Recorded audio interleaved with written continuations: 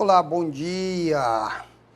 Quero aqui em primeiro lugar agradecer a Deus por mais um sábado maravilhoso que aqui estamos. E hoje voltamos aqui ao vivo com o Dr. Volmir, Paulo, professor Paulo, né? Para nós bater aquele papo hoje, levar aquela informação para você até a sua casa. Professor Paulo, vamos falar um pouco aqui da educação.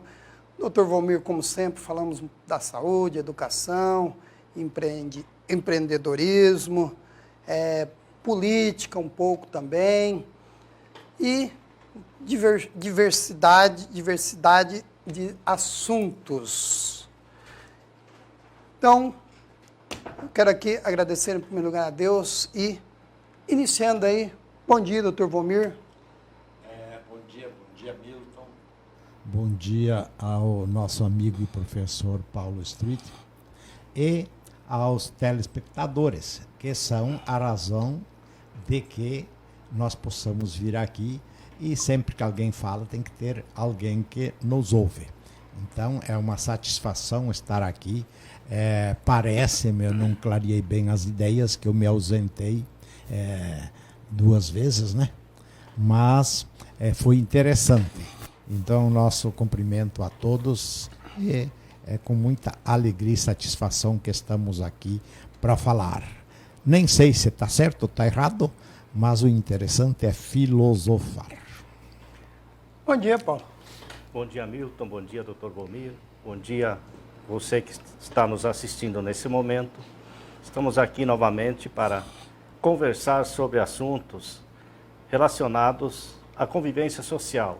Então, são tantos os assuntos, e refletir sobre eles é importante e faz parte da nossa vida. Por isso estamos aqui para auxiliar nessa reflexão. O que me preocupa, Milton, é o seguinte: nós vivemos pouco tempo, e eu não sei quantos anos é que a população começou a habitar o planeta Terra, né? Uns falam que é 14 mil anos, outros 4 milhões. Só na era cristã já são 2022 anos. E sempre se falou do conhecimento empírico, conhecimento olhando a astrologia, o comportamento da pessoa. E tanto eu quanto o professor, nós estamos em 2 áreas bastante importantes, que é mexer com gente. Porque tem o técnico que faz o carro, faz o pneu, faz isso, faz aquilo, que são conhecimentos técnicos. Eu, às vezes, fico pensando, o passado, o pessoal se deram um tiro, se matavam, se cortavam o pescoço. Isso faz parte do relacionamento humano? Não sei. Eu, na área da saúde, estou cada dia mais indignado. Eu tenho que aprender, não fazer medicina, mas entender de gente. Eu vejo isso com o professor Paulo, e eu gostaria, o que ele puder falar, porque tem coisa que ele não pode falar.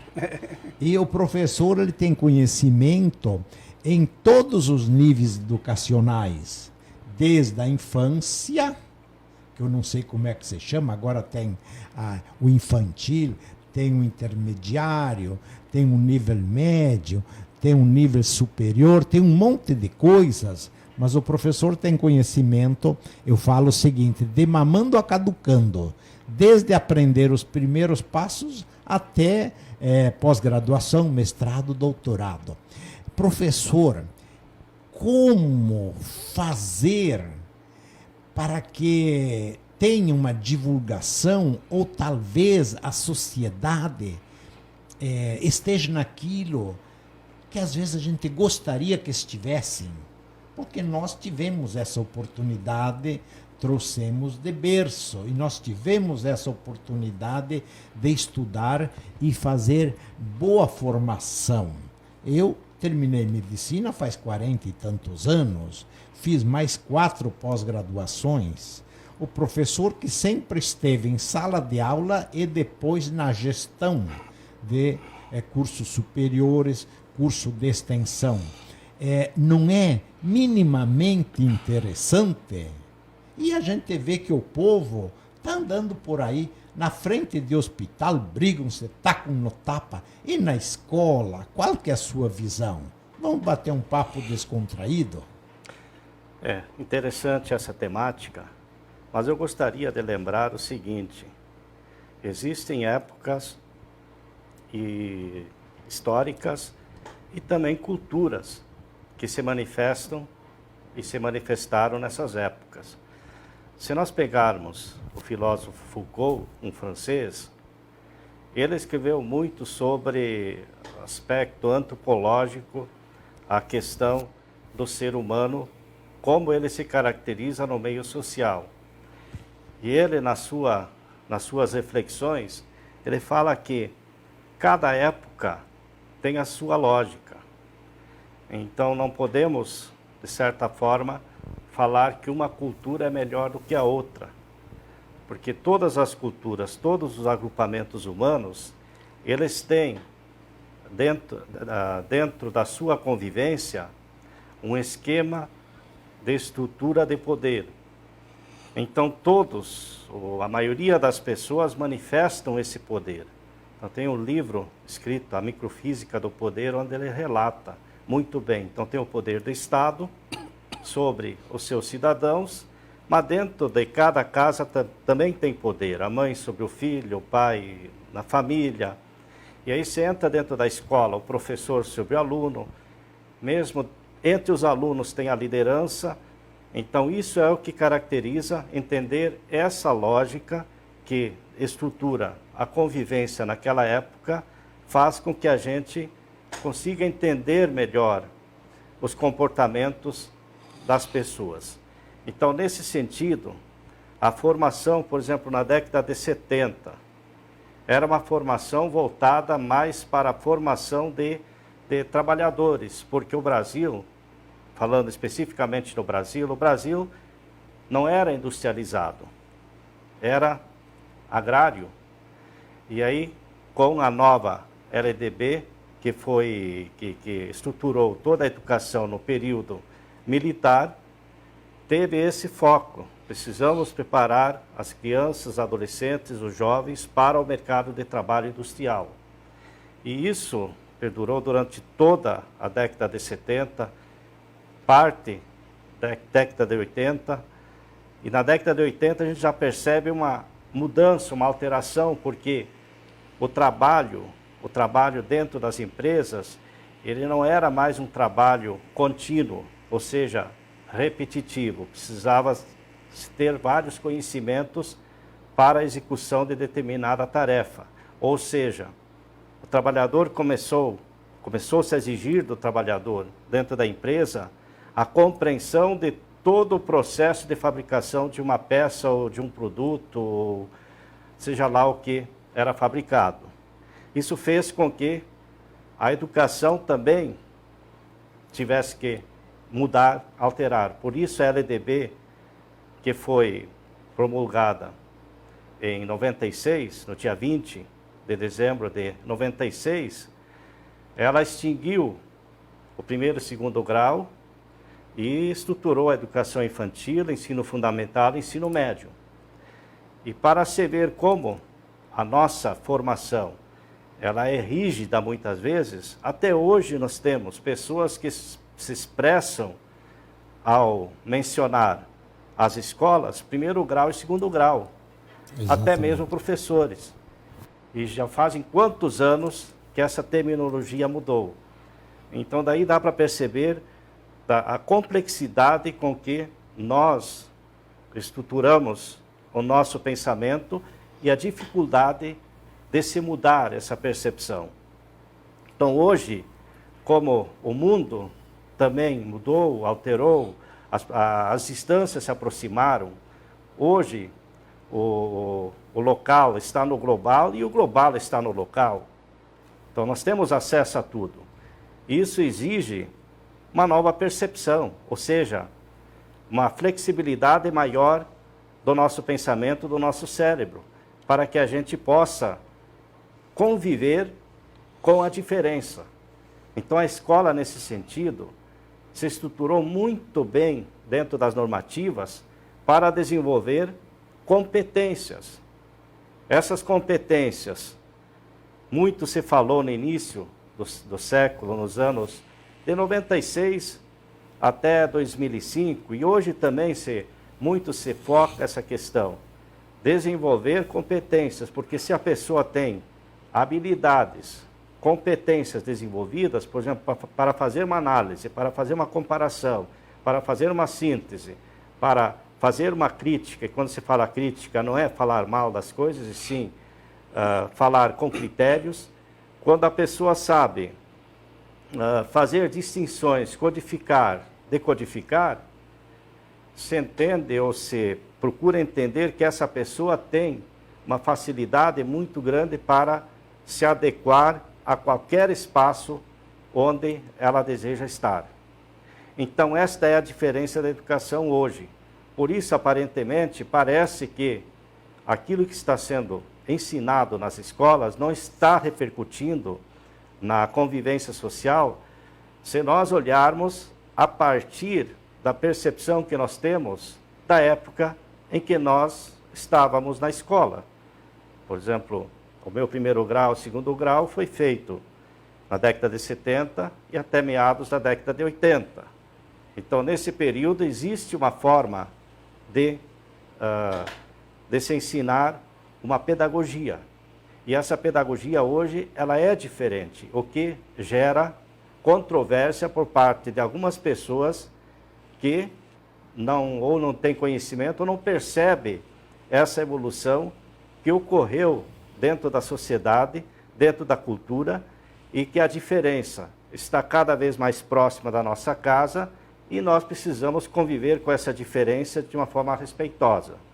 Então é desta forma que hoje a educação, ela procura se instrumentalizar e também proporcionar às crianças, adolescentes e jovens essa formação. Aí chega no ensino superior, é claro que o ensino superior, ele já pressupõe que o aluno chega com essas competências desenvolvidas. Então, a parte específica, profissional, que cabe ser estruturado. Também as normativas do ensino superior, as diretrizes nacionais para cada curso são estabelecidas. Então, o aluno, ao se formar, ele precisa estar preparado com essas competências para executar a sua profissão posteriormente. Então, tudo está muito bem organizado, está orientado, está delimitado.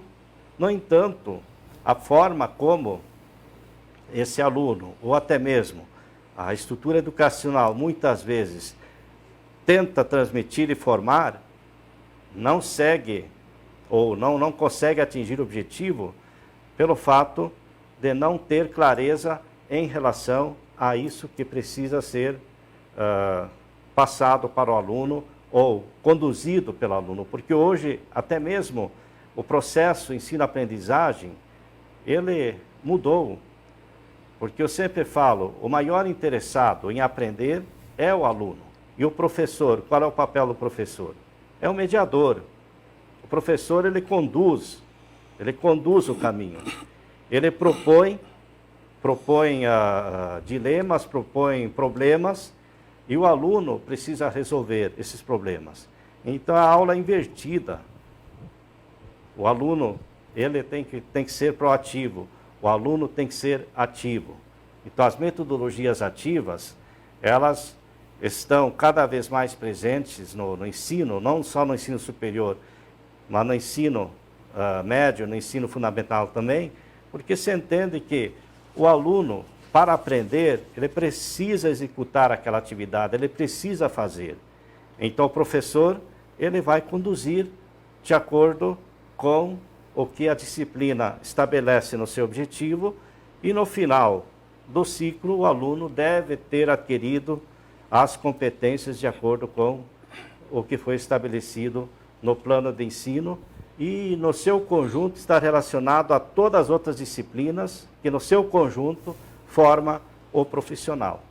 Então é bem complexo a questão da educação, ela não é simples. E quando você fala em período de mudança, essa mudança, ela ainda carrega o anterior e propõe o novo. Então, a dificuldade para se estabelecer claramente onde se quer chegar. Isso me faz com que, por exemplo, eu nasci no meio do mato e carpia com enxada.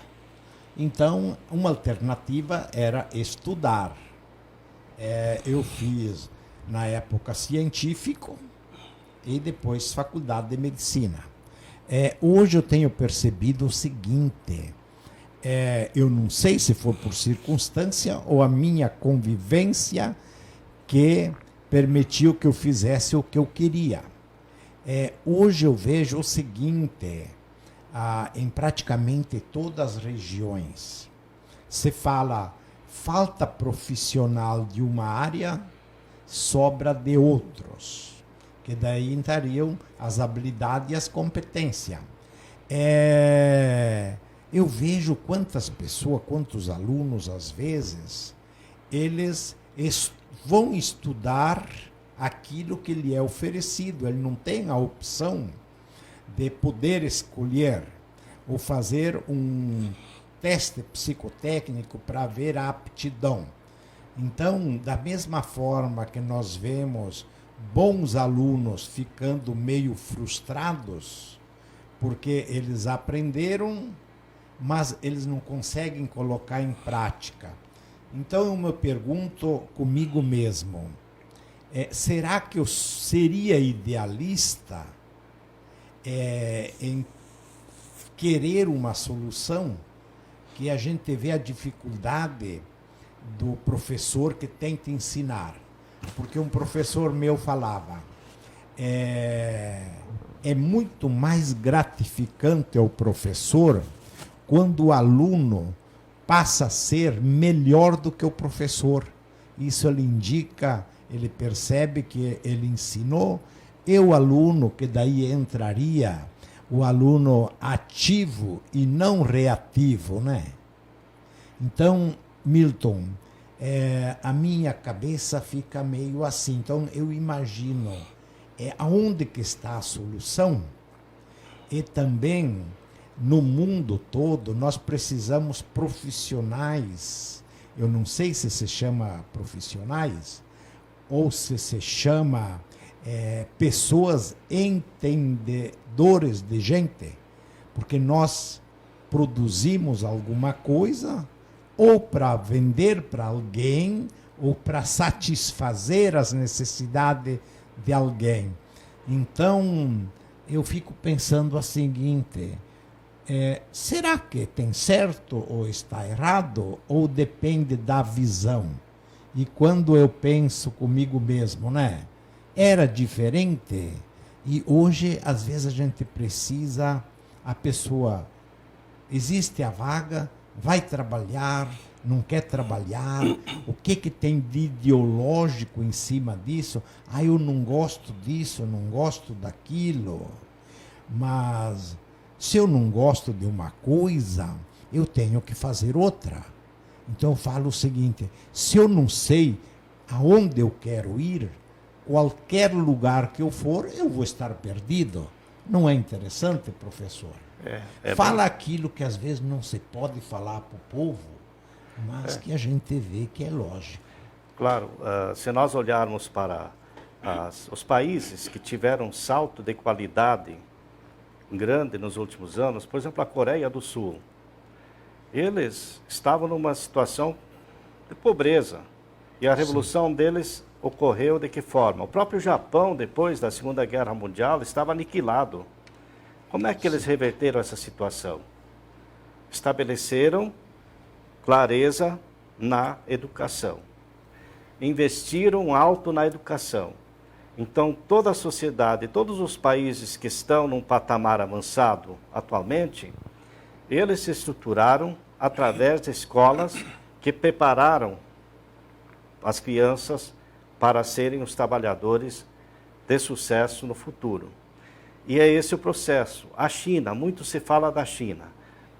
Se nós olharmos a educação da China, ela é muito específica e dedicada, direcionada para a construção de capacidade, por exemplo, o raciocínio matemático, o raciocínio linguístico, são dois raciocínios muito focalizados. E eles têm metodologias onde as crianças, elas têm o apoio da família, a escola tem o apoio da família, e a criança está na escola e ela faz aquilo, as tarefas, ela executa, ela faz para construir o seu conhecimento.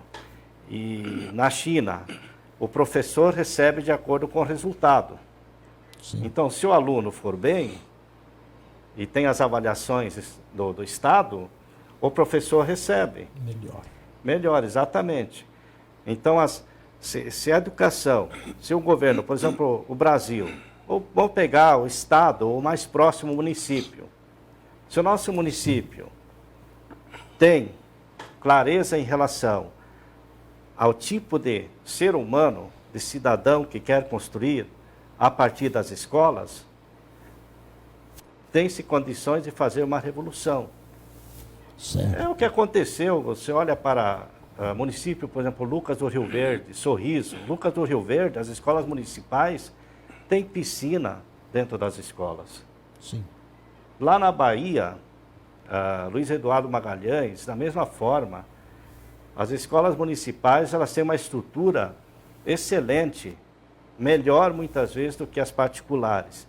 E a criança fica o dia todo dentro da escola, aprende os conteúdos pertinentes a cada etapa, a cada faixa etária, e tem aulas de reforço e tem atividades paralelas também, como, por exemplo, atividades físicas, música, canto e tantas outras atividades que desenvolvem a mente, deixa ela mais flexível.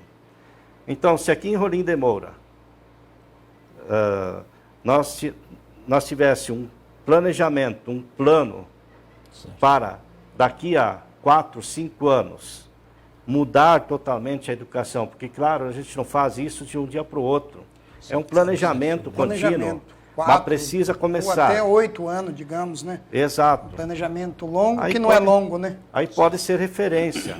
O Estado já teve um ganho significativo nesses últimos anos em relação à qualidade.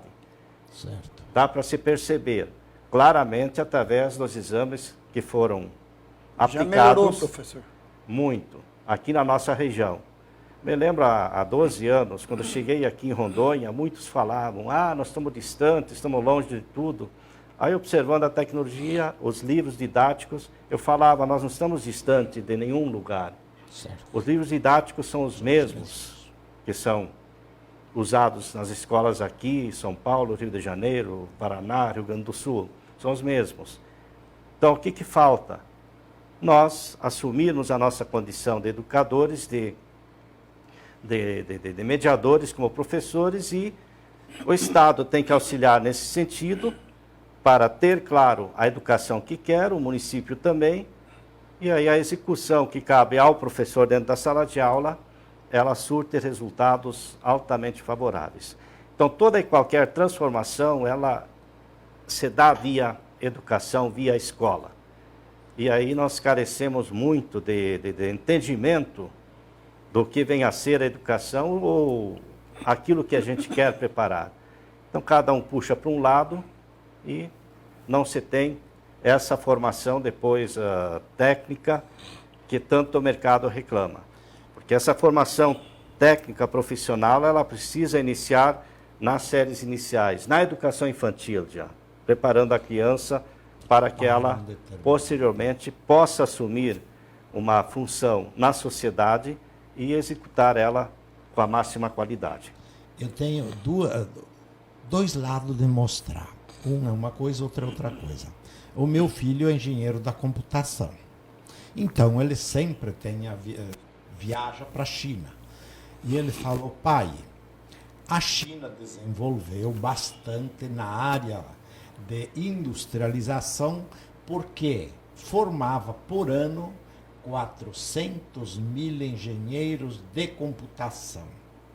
Não sei se foi ideias só da China ou do capitalismo mundial para ter as indústrias na China. 400 mil jovens destinados a coisa técnica. Eu recebi a visita aqui de um menino que na nossa época se falava Faculdade de Comércio Exterior. Ele falou, nós formamos, a China formou uma turma de 260 mil jovens em administração com visão de negócios. Ele veio a Rolim de Moura, que era para fazer relatórios em busca de negócios, oportunidade de negócios. Então é que se você tem o processo ativo, eu quero chegar lá, né? Então isso me faz, por exemplo, agora tem determinadas coisas que nós estamos dependentes, o mundo ficou dependente da China. Você conhece muito bem Sorriso, eu também passei por lá, Lucas. Então eu fico pensando, aqui em Rolim de Moura, uma oportunidade, porque como nós somos um município novo, uma oportunidade de nós fazermos um centro aqui.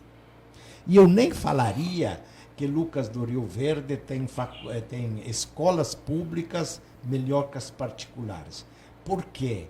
Porque com 25% do orçamento do Estado e do município para a educação, eu acredito que nem seria necessário escolas particulares. A oportunidade das escolas particulares vieram pela deficiência do setor público. Exatamente. Que eu acho que às vezes a deficiência nem é questão de dinheiro, é questão, sei lá eu, se de gestão, falta de visão ou é proposital. Eu acho que é proposital e acertos entre empresários e administrador público. Que eu vejo o seguinte... Desculpe falar, mas eu acho que pode ser porque municípiozinho pequenininho, não vou dizer de faculdade, essas coisas maiores, né? Certo. Porque tem que ter, porque aí o município não... eu creio que não vai sustentar, né? Mas uma escola pequena, cursando... Eu sempre falo o seguinte, os professores, os alunos precisam estar na escola. Então, por que não organizar para que o resultado possa ser da melhor forma possível? Mas aí vem um trabalho em parceria, é claro, aí tem que ter a visão, onde se quer chegar, em que os pais, a família, tem que estar próxima da escola. Tem que estar próxima. Ela precisa dar apoio para o professor. Precisa. Então, ela precisa entender. Então, esse é o complexo que precisa ser trabalhado. Não é só o aluno, não é só o professor, não é só a Secretaria de Educação. É todo o entorno da escola que precisa ser trabalhado. Porque se eu tenho uma mãe que vai lá na escola, porque diz que começa a desaforar professores, mas aquilo, aí não funciona, desmotiva o professor totalmente. Então, esses pais também precisam ser orientados e precisam ter clareza em relação àquilo que se propõe para a educação. Então, se o pai sabe o que a sua criança está aprendendo e como ela está aprendendo, o que ela está fazendo, a estrutura ela melhora significativamente. E a motivação do professor também aumenta gradativamente. Isso que o professor está falando aí, doutor Vomir, é uma coisa bem real mesmo. Eu fui numa cidade e aí tinha uma professora que dava aula num certo colégio público. E os alunos, tinha pais que deixavam os alunos lá, terminava a aula e eles não iam buscar o filho na casa. Certo. Criancinha que não tinha condições de ir para casa sozinho. Muitas vezes a professora tinha que ficar lá com o aluno até o final. E criança que os pais totalmente não cuidavam dos filhos. Assim, eu ficava assustado com os pais daquelas crianças. Com as criancinhas com as cabecinhas cheias de piolho, nessa época ainda, né? Nessa época não é para existir mais crianças com piolho, né?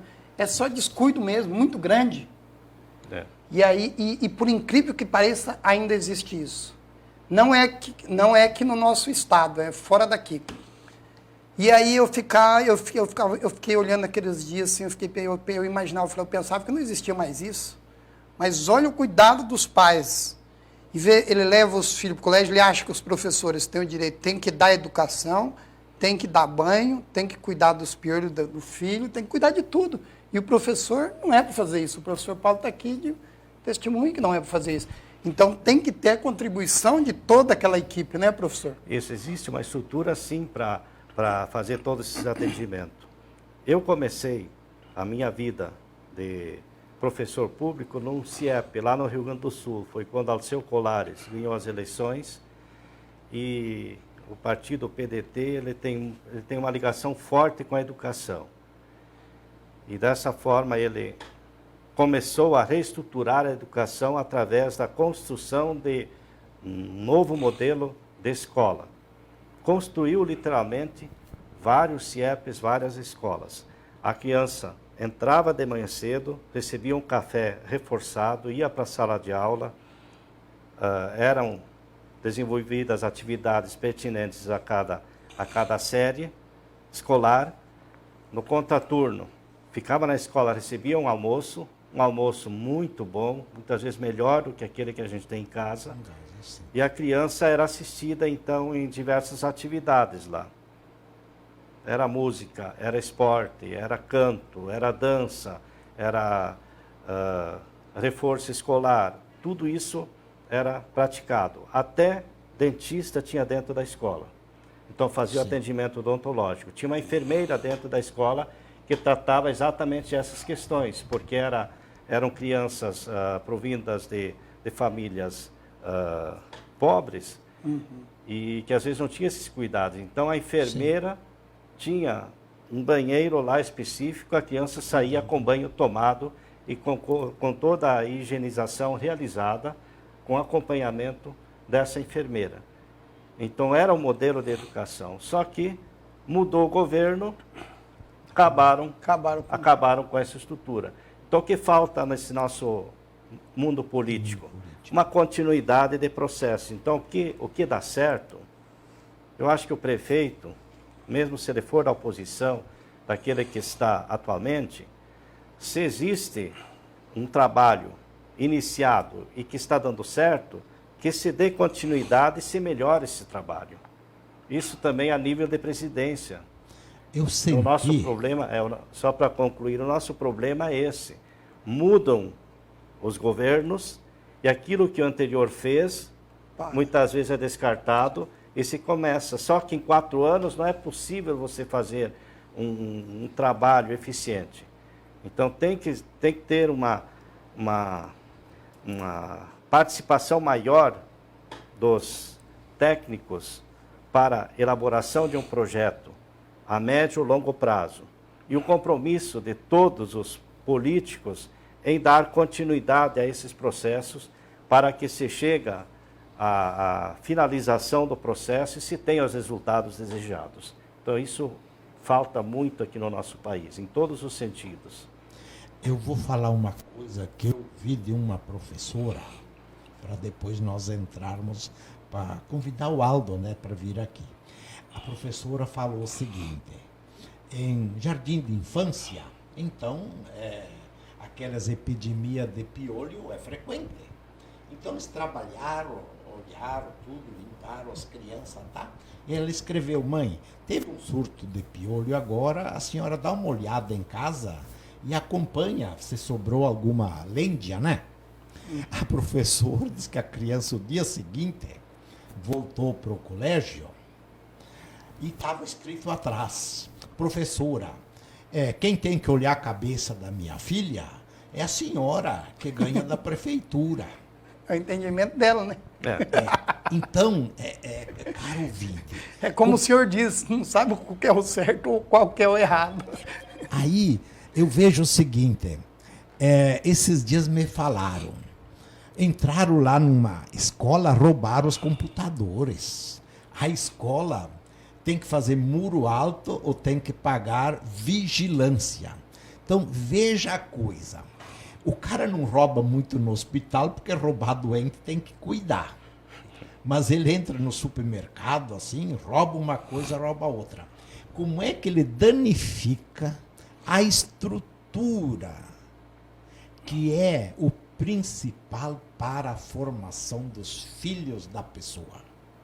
Igreja, o cara não rouba porque roubar a fé é complicado. Não rouba? Já roubaram. Rouba também? Rouba também. Então, eu acho... É menos. É. É bem menos. Mas... Eu penso o seguinte, nós temos que esquecer todo o passado e a gente unir um grupo de pessoas que tenha interesse. Vamos convidar, você que é dono do programa, convidar o prefeito, convidar algumas pessoas, não para esse ano. Já está convidado aí, ó, prefeito Aldo, doutor Volmir está convidando aí, Vossa Excelência, para estar aqui com nós, batendo um papo. Se puder, sábado próximo agora, já pode estar aqui com nós. Tenho certeza que tem alguém assistindo aí dos seus assessores, da sua equipe. E já é o nosso convidado especial do próximo sábado agora. Iniciamos 10h30 e terminamos às 12h. Vamos para um pequeno intervalo, doutor Volmir? Depois o senhor conclui ou o senhor quer concluir agora? Não, eu quero só dizer o seguinte, nós temos que agradecer o prefeito, porque você viu como o centro da cidade está bonita. Eu acho que a cidade do estado, agora mais 30 quilômetros para recapeamento, mais 8 quilômetros para asfalto. Então, o Aldo, que é totalmente acessível e tem boas intenções, para a gente dizer, vamos começar um trabalho em cima da educação. Aí, eu não sei quando que começa a educação e quando termina, mas nós temos o professor Paulo aqui, que é um exímio entendedor de educação. Então, eu acho que nós não podemos criticar só no sentido, porque quando você fala criticar, parece que é tocar o pau, né? Não, exatamente. É fazer crítica construtiva para encontrarmos boas soluções com continuidade.